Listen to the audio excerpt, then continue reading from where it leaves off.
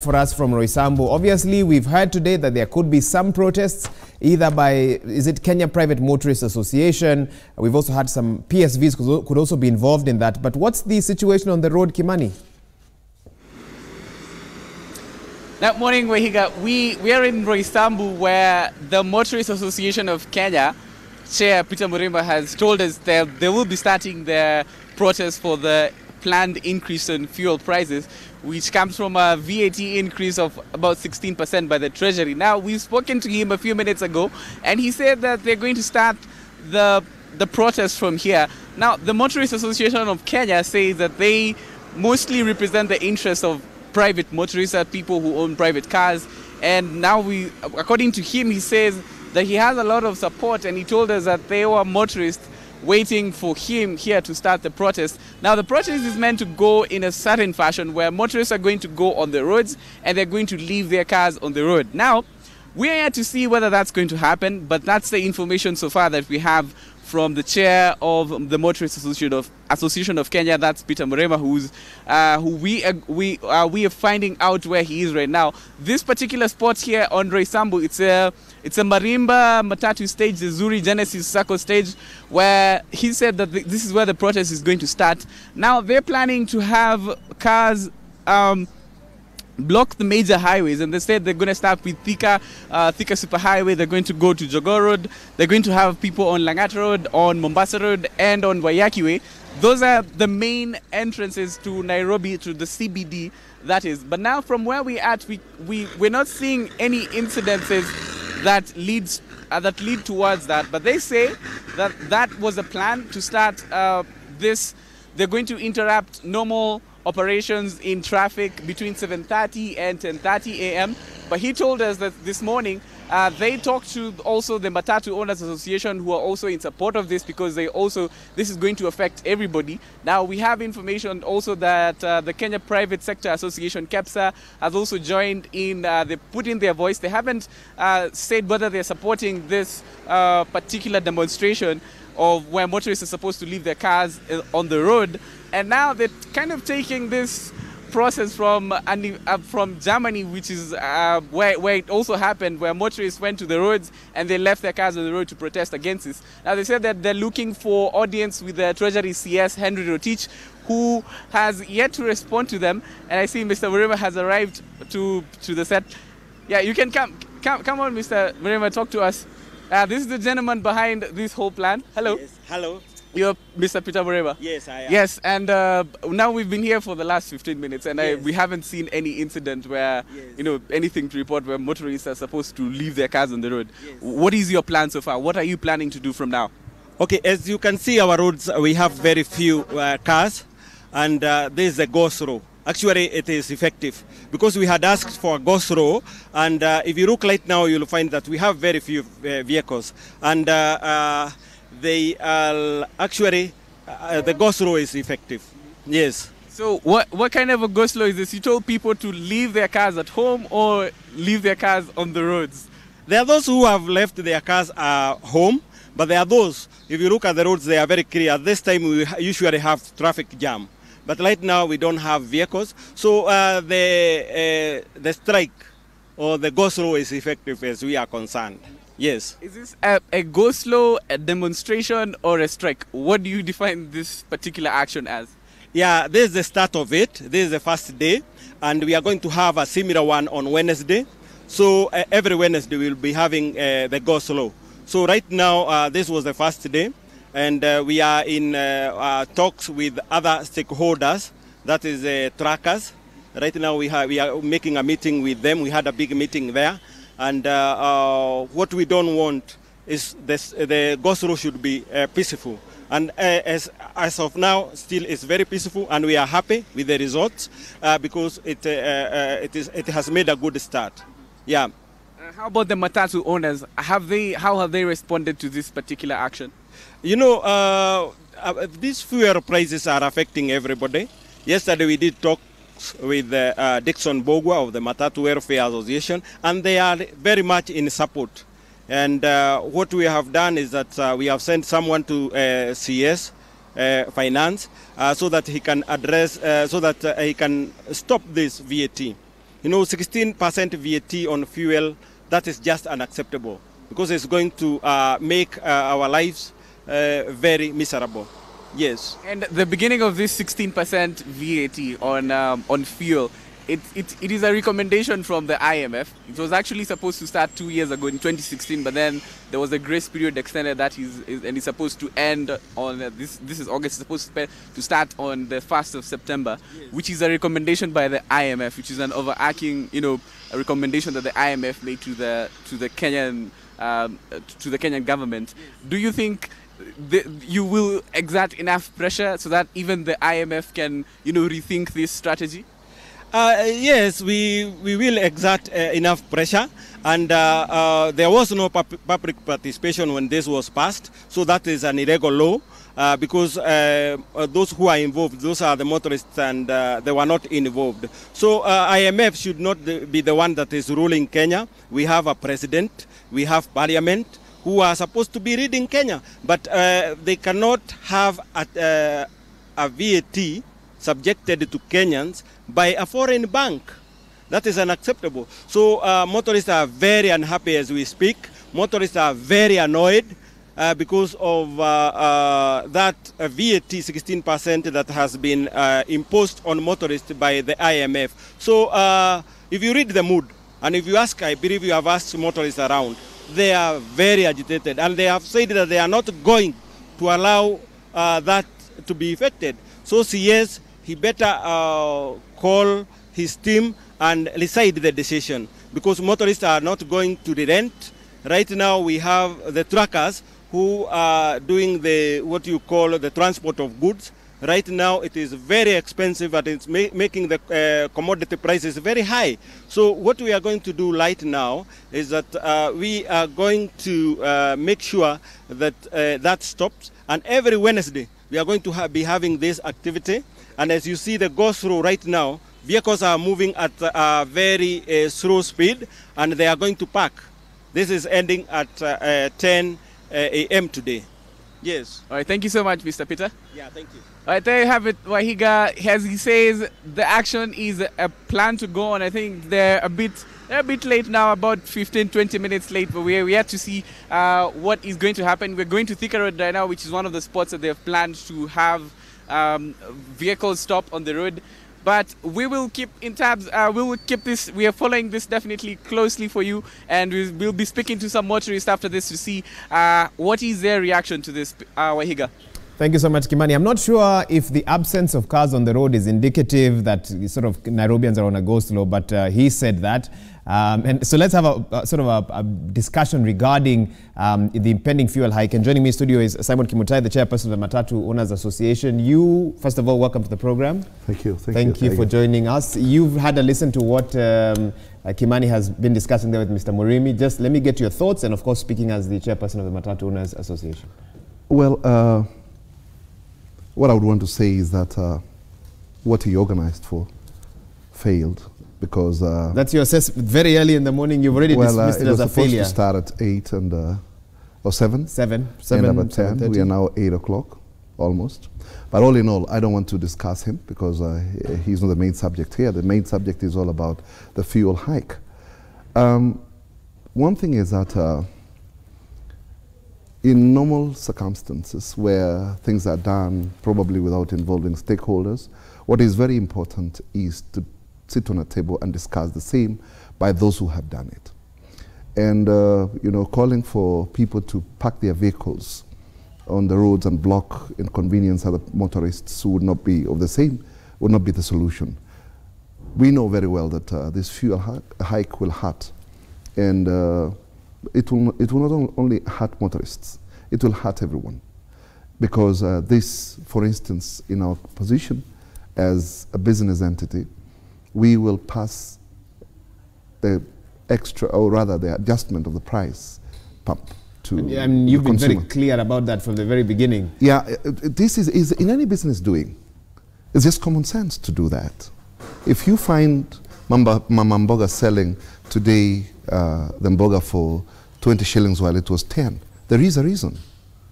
And the reason would be the prices have gone up, or there was a shortage of supply and the prices have gone up from the initial stage. So what happens? She passes the cost to the consumer. So for us, it's very clear. But we will be very fair. It's not going to be a very big impact. We know very well. That's what you're saying, but that's not the sort of the reaction. And you've been doing a few interviews on the same, and you can see Kenyans are worried. Yeah, they're worried. I'm talking from a position of public transport. Let me take example of Nairobi, for instance. You would be paying where you've been paying 30 shillings. You might pay 40. Or 50 or 60. No. We're going to be very fair. We're going to calculate, absorb the impact that has been caused by fuel hike. Because the fuel hike will go up by 16%, but we'll spread it over the number of passengers who have rides in these units. Because you realize that we are not going to have a 16% hike of normal fares. Okay. We wouldn't do that. So let me get this right. So on the 1st of September, yes, next week Saturday, more, people who use PSV should expect some sort of hike. Definitely. Definitely. Yeah. In Nairobi, what do we expect to see in the counties? The county is going to be the same, because I think Matatu investors have gone to school. We've advised our members to have a spread, to know how many passengers in a day and how many kilometers they do cover. To be fair enough, you'll find that in an area maybe where we are doing 200 shillings, it could go to 230, that kind of thing. They're going to be very fair in calculation. Okay. We are not going to, actually I think the long days of Matatus misbehaving is something to be, it's history now. It's a promise. I want to hold you to that. So what about long distance? Long distance would do the same. They will spread it over the number of passengers and the kilometers that they've covered. 800 shillings to, let's say hypothetically, Nakuru or past Nakuru will now go to how much? I'm telling you this, unless I convert my phone into a calculator. See, I have an iPad here, I can give it to you. You see, in Nairobi, for instance, we do about 50 liters a day. So when you do 50 liters times about, let's round it up at 20. That's 1,000. And if we carry 300 passengers, you spread that 1,000 into 300, and then you get the arithmetic right. Mm-hmm. So it's not going to be a lot, but somehow it must impact on a certain position. We can't absorb it, because 1,000 shillings loss in terms of revenue collection, not only revenue, in net revenue collection, is a lot in public transport, because in a minibus, the most you can net is 1,000 or 1,500. 1,000 to 1,500. Net, when we talk of net, we've taken away all other costs that are involved in running public transport. Some of the messages we've been seeing on social media that PSVs could join in today's Go Slow. No. That's not our business. Our business is not to strike or to go slow. Our business is to carry passengers from one destination to the other. And what we do is, whether there is a cost, we'll pass it. We've had other costs. At one time we had introduction of excise duty to vehicles we didn't have before. We've had tires going up. We've had spares going up, and it's never been a subject. It's only fuel that's looked at. So we've always adjusted in a very good way. Okay. And this one is not exception. We will do the same. It's only that now it's blown out. It's blown out that it's attracting a lot of attention. But otherwise, if you look at fares 2 years ago, it's not the same as now. It's because of costs that have emanated from various positions that have come in. And what happens? We pass them to the consumers. They pass them to the consumer. And of course, for those watching, 2243 is our SMS line. Use the hashtag Daybreak to let us know your thoughts, even as we have a discussion that is touching on practically all Kenyans. Coming back to you, some would ask, can Matatu owners think of alternative ways to bear the costs creatively? However creative you could be, by the end of the day, it's cash involved. We don't receive subsidies from any position. And there is no way that it can be absorbed. Have you tried to talk to government? I mean, talking to government on issues of VAT being introduced, I think Motorist Association would have been the best, because... Can you join hands with them maybe? Right now, because the business doing, we would in negotiating, but actually nobody has initiated that move. For us, we know, because it's a business, we will just shift it to those who actually are supposed to consume that extra cost. You make it sound so simple, but it's also very painful. So how go ahead. Well, actually, what I hope is that other areas could have been, other avenues could have been exploited in terms of really thinking on how to increase revenues to the government or collection of taxes. I believe that, let me just console myself by believing that they've done so. But I would question, would Mr. Rotich tell us that every person in this country is paying taxes as required by the law? You think that there's a big question because there? we've seen evasion of taxes. You know, this one is a sure way of getting net tax because you can't fail it. The moment you go into a pump, you'll probably consume, you'll have to pay. It doesn't go, I mean, that's given that it's a guaranteed one. But have we put in mechanisms to ensure that everybody pays taxes as required? Or do we have those who evade? You know, we hear people, I mean, so much is lost. And I hope this has been sealed. Of course, we know that a government requires taxes to run itself, especially what we've felt, which has impacted on people's lives in this country, is devolution.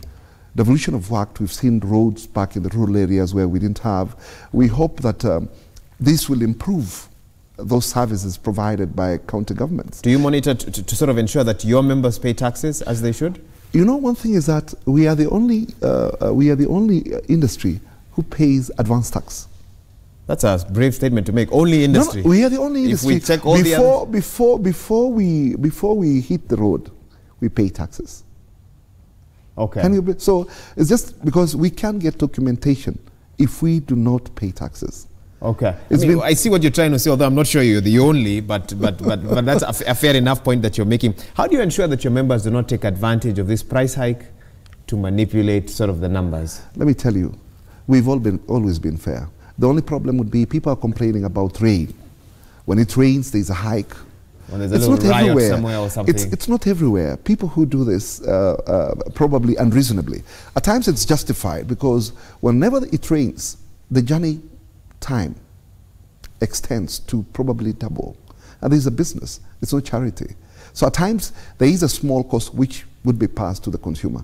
Apparently there are those who misbehave and do the same. But I've always told my the officials that what they need to do is to have a fair chart in the car for peak, off-peak hours and the times of rain. A chart what? That's hung in the car? That's hung in the car.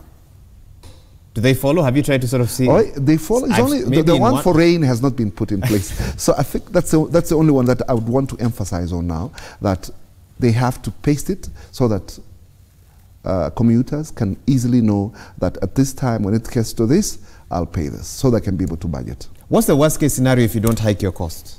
Of course, losses. I mean, it's how badly would they eat into the bottom line? I mean, net revenue for the operator, for the average Matatus. Oh, over 70%. Over 70%? Yes, of net profit would go away. I think many people have this misconception that there is a lot of money in public transport or business. First, I would want to tell you, it's a very expensive venture to get into.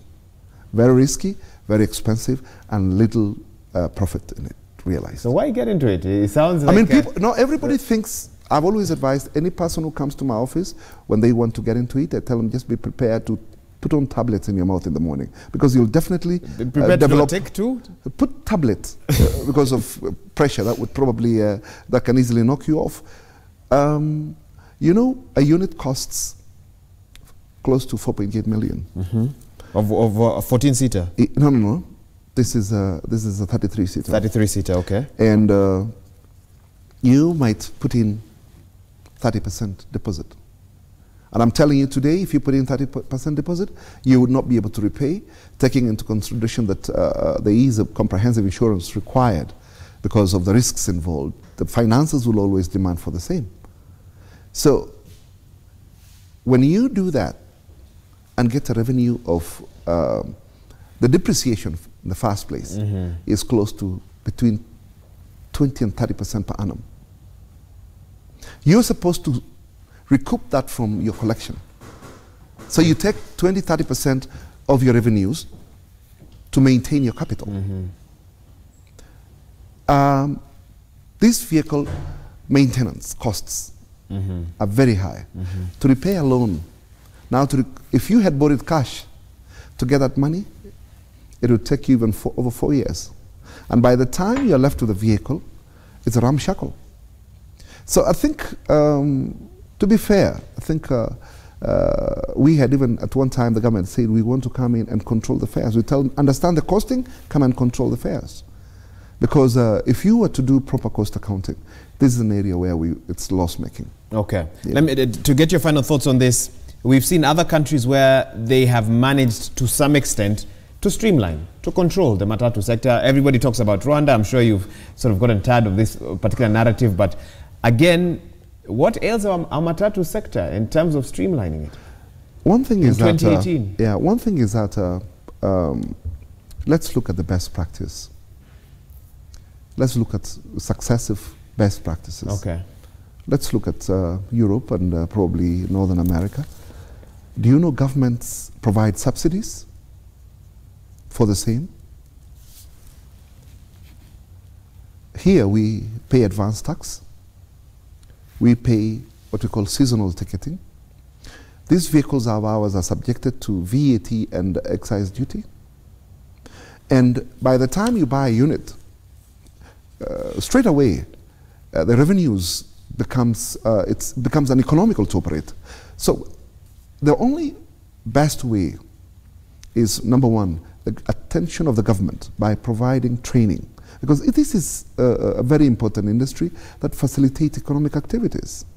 Without them, the government cannot collect its taxes. Because over close to 90% of Kenyans rely on public transport for movement, either to transact a business or to go to the places of work. So I think there are several things that need to be made. First, to streamline, we have behavioral issues, which we know behavior can be sorted out by training. I've always sung that this function of issuing PSV license should be removed from NTSA and be placed in NYS, where people will have a training, then it will be not only driving. So you have to kind of go through that You go through the training, either of driving, of behaving, and etiquette, customer care, many others, and mark time. You know, in public transport, I've never been addressed as sir by my employees. They don't know that. They don't know that word. They don't have that language. It's a rough language because this is a culture that has brewed over time. And they do work so much. But why? How would you respond to those who say that Matatu culture is also sort of reflected by the way in which the owners carry out their business? We are investors. We are investors. Are you removed from the culture of Matatus? Of course we ain't there. We ain't playing that business. We are on the side. If you have 20 vehicles, for instance, you employ 20 drivers and 20 conductors and maybe 10 others to relieve them. And you can be everywhere all the time. What has failed us totally is enforcement. We've had very good regulations, but enforcement has become a nightmare because this is a business that you entrust a person. You put in 5 million and you give it to a driver and a conductor and you expect them to give you what they have collected. But when they misbehave, they use the same money to sort themselves out with the policemen. And kind of the traffic policemen have liked it because this is an area where they can milk and yet they have not invested. They reap from an area where they have not invested. Okay. So in a nutshell, in the next 1.5 weeks, commuters should enjoy this particular fare because it's going to change. Well, I don't want to make it sound like it's a monster coming. It is a monster coming. It isn't a monster. This actually is I mean, we've had fare hikes for a long time. Anytime anything that we feel that needs to be adjusted, it does. And we do it in a good way. And nobody has there's never been any hullabaloo. Now that fuel has come up, is the government... never been any hullabaloo. None. But I guess also the economic challenges At the of time, 2018 particularly, with the kind of year we had last year. Yeah, actually, I think I sympathize with the situation, but I would want to say... That's the word I was waiting for. Yeah, I would want to say that it's not our liking. We can't absorb this cost. This cost has got... As I told you, we make very little money, and if we let it come and we absorb it, we will not be in the business. You won't be in the business. We will close doors. You said 70% losses, possibly. Yeah. Because we hardly make 1,500.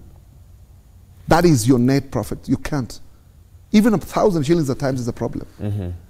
When people do proper cost accounting, that would define what a profit is. At the end, we don't get.